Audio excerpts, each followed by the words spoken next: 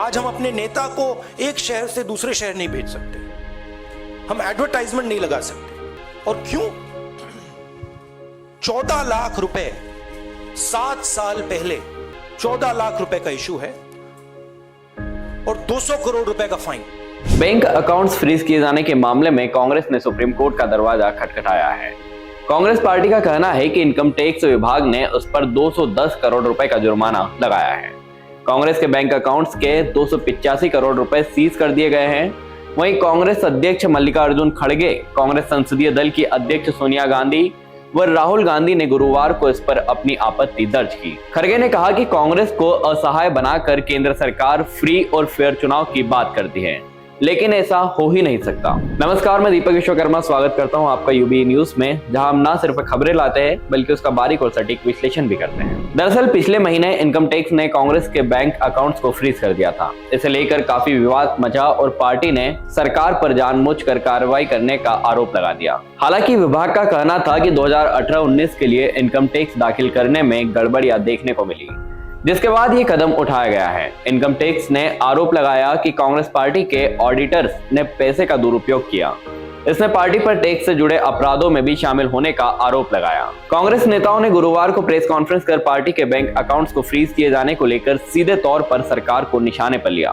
कांग्रेस नेताओं ने आरोप लगाया कि प्रधानमंत्री नरेंद्र मोदी के जरिए कांग्रेस को आर्थिक रूप से पंगु बनाने की कोशिश की जा रही है। पार्टी अध्यक्ष मल्लिकार्जुन खड़गे ने कहा कि लोकतंत्र के लिए चुनाव जरूरी है, साथ ही ये भी आवश्यक है कि सभी राजनीतिक दलों को एक समान मौका मिले। खड़गे ने कहा कि ऐसा नहीं होना चाहिए कि जो सत्ता में है संसाधनों पर उनका एकाधिकार और देश की संस्थाओं पर उनका कंट्रोल हो जाए।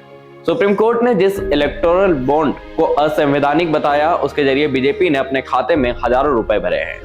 कांग्रेस अध्यक्ष ने कहा कि कांग्रेस के बैंक अकाउंट से लेन देन पर रोक लगा दी गई है ताकि हम पैसों के अभाव में बराबरी के साथ चुनाव नहीं लड़ पाए। कांग्रेस के पूर्व अध्यक्ष राहुल गांधी ने दावा किया कि देश में लोकतंत्र नहीं बचा है। उन्होंने कहा कि आज कहा जाता है कि भारत दुनिया का सबसे बड़ा लोकतंत्र है, लेकिन सच्चाई यह है कि देश में लोकतंत्र नहीं है। राहुल ने कहा कि कांग्रेस पार्टी के अकाउंट्स को नहीं बल्कि लोकतंत्र को फ्रीज कर दिया गया है। बैंक अकाउंट्स फ्रीज होने की वजह से हम अपने नेता, कार्यकर्ता और उम्मीदवारों की मदद नहीं कर पा रहे हैं। ये है हिंदुस्तान का लोकतंत्र। ये क्रिमिनल एक्शन है कांग्रेस पार्टी के खिलाफ और हिंदुस्तान के लोकतंत्र के खिलाफ, और ये क्रिमिनल एक्शन हिंदुस्तान के प्रधानमंत्री कर रहे हैं। मेरी विनती है कि जो हिंदुस्तान के इंस्टीट्यूशंस हैं, जो वो अपने आप को हिंदुस्तान के इंस्टीट्यूशंस मानते हैं, डेमोक्रेसी को प्रोटेक्ट करते हैं, लोकतंत्र को प्रोटेक्ट करते हैं, हिंदुस्तान के कोर्ट्स हो, हिंदुस्तान का इलेक्शन कमीशन हो, वो इसके बारे में कुछ करें।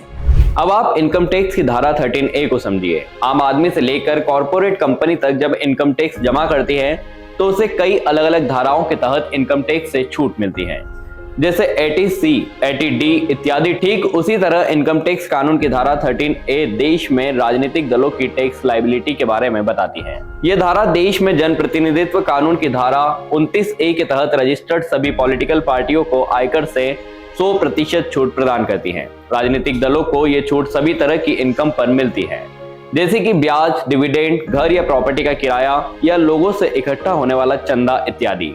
पार्टियों को 20,000 रुपए से अधिक दान देने वाले हर व्यक्ति या कंपनी की डिटेल अपने पास रखनी होती है। वहीं 2,000 रुपए प्रति व्यक्ति से अधिक कैश डोनेशन भी पार्टियां स्वीकार नहीं कर सकती। इसमें बस इलेक्टोरल बॉन्ड से मिले चंदे की जानकारी को पास में रखना अनिवार्य नहीं है, लेकिन इसके साथ एक शर्त है, वो ये है कि राजनीतिक दलों को अपने अकाउंट की ऑडिट रिपोर्ट इलेक्शन कमीशन को जमा करनी होती है। वहीं आयकर विभाग में रिटर्न ऑफ इनकम दाखिल करना होता है। इसके लिए जो प्रावधान है वहीं पर कांग्रेस का पेंच फंसा है। तो यह थी हमारी आज की एक विशेष पेशकश। आपको यह कैसी लगी, अपने विचार हमसे जरूर साझा करें। वीडियो पसंद आए तो इसे लाइक, शेयर और सब्सक्राइब करें। यूबी न्यूज आपके लिए लाता रहेगा देश विदेश से जुड़ी ऐसी तमाम बड़ी खबरें। तब तक के लिए धन्यवाद।